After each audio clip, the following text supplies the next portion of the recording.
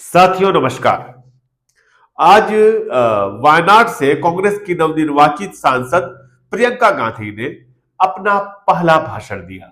लोकसभा में आज के भाषण में उन्होंने बहुत विनम्र शैली में जो कुछ कहा वह उत्तर प्रदेश सरकार, नरेंद्र मोदी और भारतीय जनता पार्टी की नींद उड़ा देने को काफी है।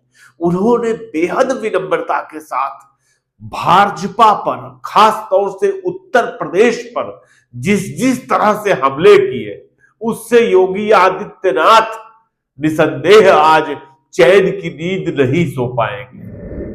अरुण वाल्मीकि को पीट पीट के मार डाला, उसकी बीवी को पीटा, उसके पिता के नाखून निकाले, उसके पूरे परिवार को पीटा गया।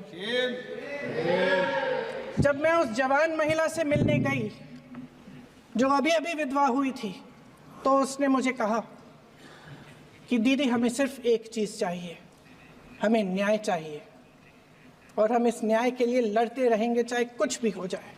ये हिम्मत उस महिला को हमारे संविधान ने दी।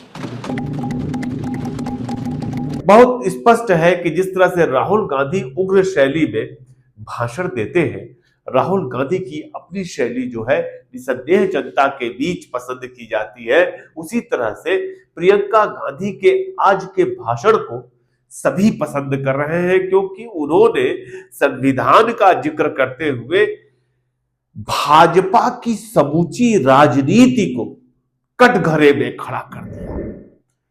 भाषण की शुरुआत उन्होंने उत्तर प्रदेश में उन्नाव के अपने पुराने दौरे से की, जब उनसे एक रेप पीड़िता के परिवार ने मुलाकात की थी। सुनिए प्रियंका गांधी कह क्या रही।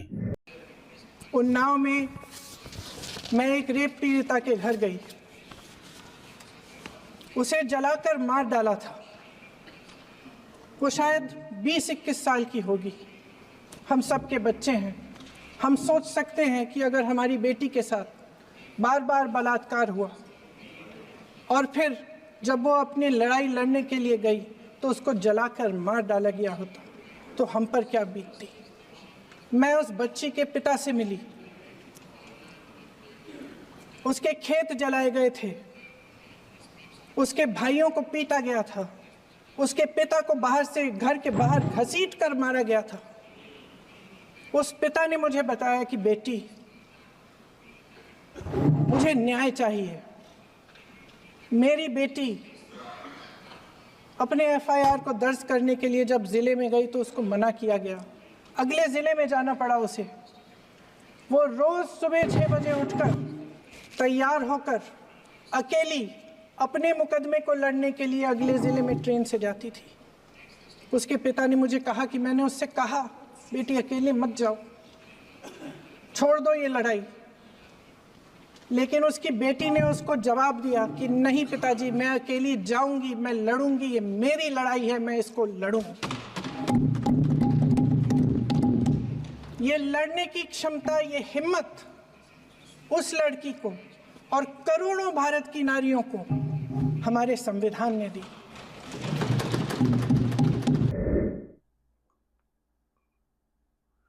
दरअसल प्रियंका गांधी का जो आज का भाषण है लोकसभा का, उसमें दर्द की तमाम दास्तानें मौजूद है, कहानियां मौजूद है, वह सत्य कथाएं मौजूद है, जिससे उत्तर प्रदेश की योगी आदित्यनाथ की सरकार लगातार बेपर्दा होती है। योगी आदित्यनाथ के मुख्यमंत्रित्व में उत्तर प्रदेश में लाइन ऑर्डर की सिचुएशन कैसी है, अल्पसंख्यकों, पिछड़ों, हाशिए पर बैठे लोगों का हाल क्या है, यह सब कुछ प्रियंका गांधी ने अपने भाषण में बता दिया। वह संभल की एक घटना का जिक्र कर रही थी।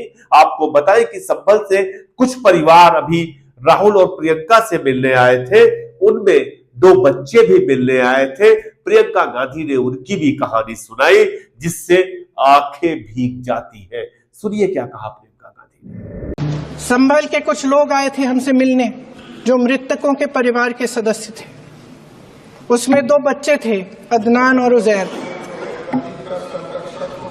आप सुनिए। उसमें 2 बच्चे थे, अदनान और उजैर। एक बच्चा मेरे बच्चे की उम्र का है, दूसरा उससे छोटा 17 साल का है। दर्जी के बेटे थे।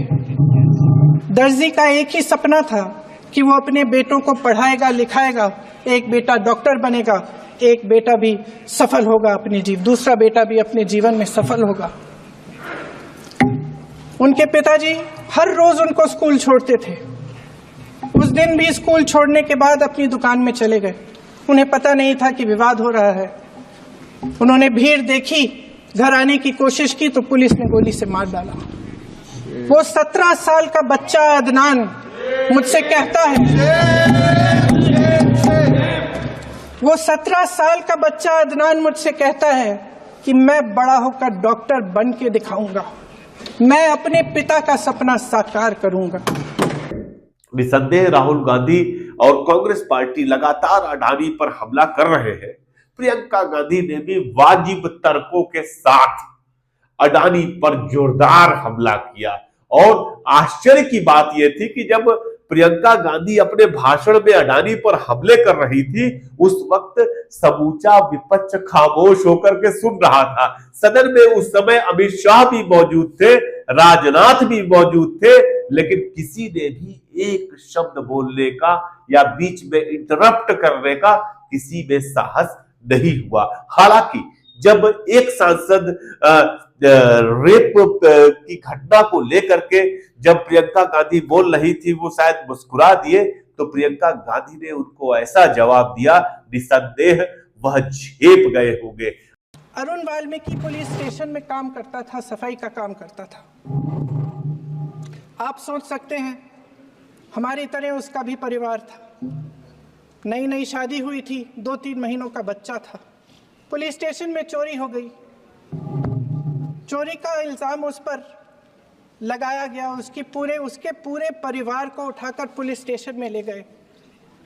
आप हंस रहे हैं, लेकिन ये गंभीर बात है। गंभीर बात। शर्म करो, शर्म। अरुण वाल्मीकि को पीट पीट के मार डाला। अडानी को लेकर के क्या कहा प्रियंका गांधी ने, यह सुनिए। प्रियंका गांधी अपने भाषण में आज लगातार मणिपुर, उत्तर प्रदेश और तमाम जो इलाके हैं जहां पे लाइन ऑर्डर की सिचुएशन लगातार खराब हो रही है, उसका जिक्र कर रही थी। साथ में उन्होंने प्रधानमंत्री नरेंद्र मोदी पर एक बड़ा हमला किया। उन्होंने सीधे कहा कि 15 दिन से पार्लियामेंट चल रहा है, मैं तो नई सदस्य हूं, लेकिन आश्चर्य की बात है कि प्रधानमंत्री नरेंद्र मोदी महज एक दिन केवल 10 मिनट के लिए ही पार्लियामेंट आए। इससे उनकी प्रतिबद्धता, संविधान के प्रति प्रतिबद्धता और गंभीरता का पता चलता है।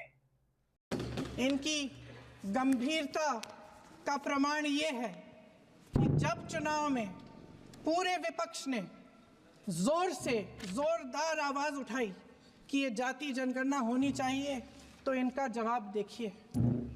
इनका जवाब भैंस चुरा लेंगे, मंगलसूत्र चुरा लेंगे, इनका ये जवाब था। ये गंभीरता है इनकी जाति जनगणना पर। प्रियंका गांधी लगातार जो भाषण में जो कुछ कह रही थी, जो कुछ बोल रही थी, वह बहुत ही सारगर्भित, बहुत ही कूल कहने का मतलब यह है कि प्रियंका गांधी ने अपने पूरे भाषण में कहीं से भी किसी भी जगह पर अपने तेवर उग्र नहीं किए।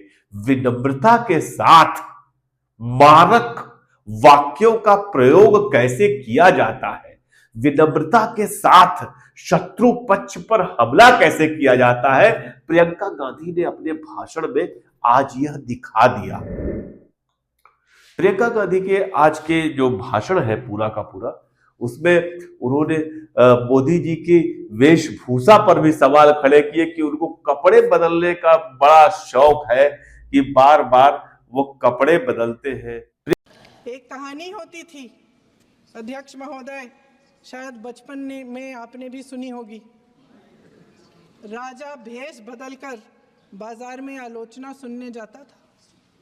ये सुनने जाता था कि प्रजा मेरे बारे में क्या कह रही है, मैं सही रास्ते पे चल रहा हूं कि नहीं।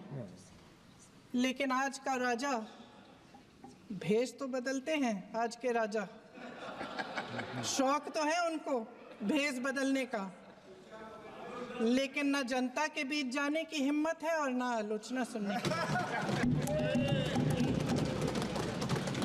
प्रियंका गांधी की आज के भाषण में विनम्रता भी थी, तेवर भी था, और साथ में भारतीय जनता पार्टी की सरकार जिस तरह से देश प्रदेश में चल रही है उसको लेकर के भारी गुस्सा भी साफ दिखाई दे रहा है।